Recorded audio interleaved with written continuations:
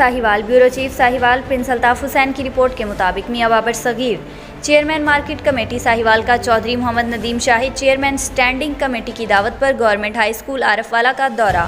Sahiwal Mian Babar Saghir chairman market committee Sahiwal का Chaudhry Mohammad Nadeem Shahid chairman standing committee की दावत पर चेयरमैन का गवर्नमेंट हाई स्कूल आरफवाला का दौरा।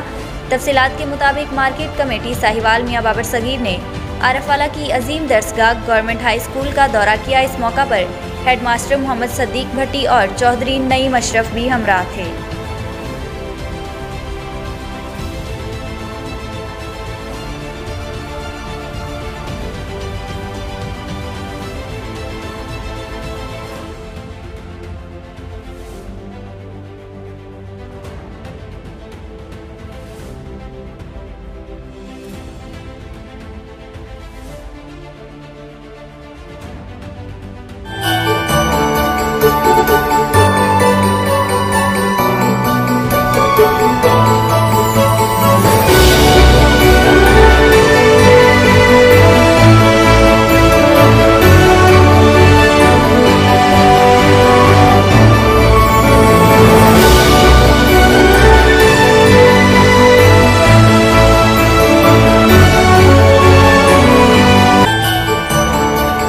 न्यू सर्फ एक्सेल लिक्विड रखता है आपके फेवरेट कपड़ों को ब्राइट और नए जैसा।